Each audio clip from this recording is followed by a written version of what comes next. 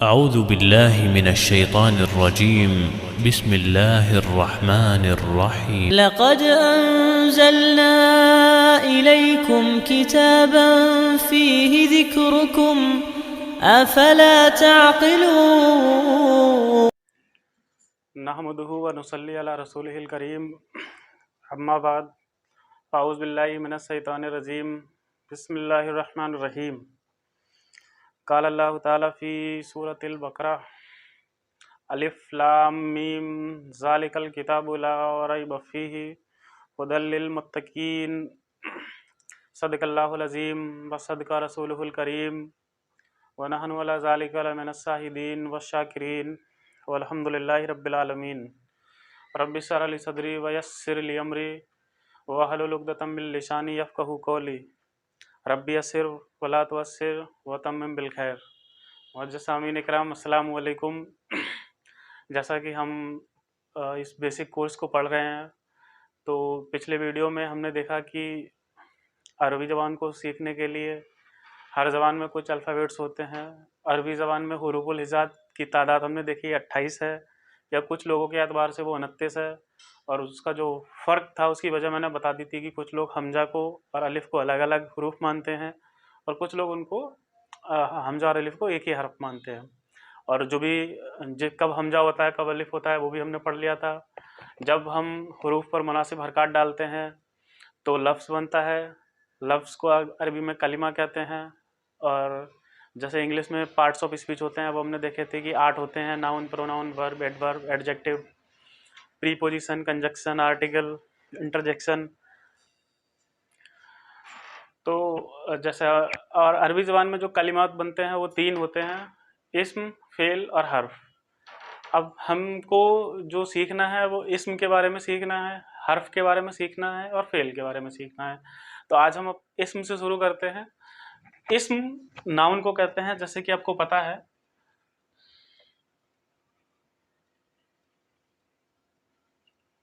ये नाउन होता है। इस्म को अरबी ज़बान में इस्तेमाल कर तब तक हम नहीं कर सकते जब तक हमें इस्म के बारे में 4 चीज़ें मालूम ना हो। यानी वो 4 चीज़ें जिनके बगैर हम इस्म को जुमले में इस्तेमाल नहीं कर सकते, वो क्या हैं वो हम ये देखते हैं इस बोर्ड पे। वो 4 चीज़ें कौन कौन सी हैं? उन 4 चीज़ों में जो सबसे ज़्यादा अहम चीज़ है, नंबर 1, वो है एराब। एराब किसे कहते हैं?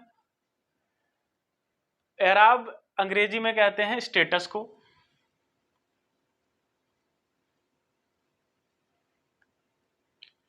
एराब से हमें यह पता लगता है कि वो नाउन उस जुमले में किस हैसियत से आ रहा है। हैसियत से मतलब या तो वो सब्जेक्ट बन के आएगा या ऑब्जेक्ट बन के आएगा। तो जब हम एराब के बारे में पढ़ेंगे तो पूरी डिटेल से पढ़ेंगे। तो एराब पता होना चाहिए कि एराब क्या है उसका, यानी उस जुमले में उसका स्टेटस क्या है। दूसरी चीज जो हमें पता है होनी चाहिए वो है अदद। अदद से मुराद नंबर,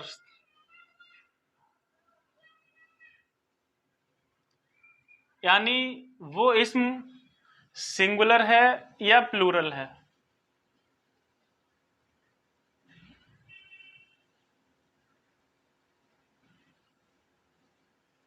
हिंदी में जिसे कहते हैं एक वचन और बहुवचन। ठीक है, इससे हमें पता लगता है कि वो क्या है। तीसरी चीज जो हमें इसके बारे में पता होनी चाहिए वो इसका जिन्स। जिन्स से मुराद यहाँ पे जेंडर है, यानी वो मेल है या फीमेल। ठीक है, अरबी में, उर्दू में मेल को मुजक्कर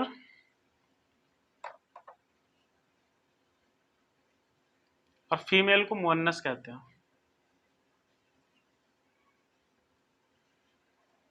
ठीक है, तो एक एराब हमें पता होना चाहिए, एक अदद पता होना चाहिए, एक जिन्स पता होना चाहिए, और नंबर 4 उसकी वुसअत।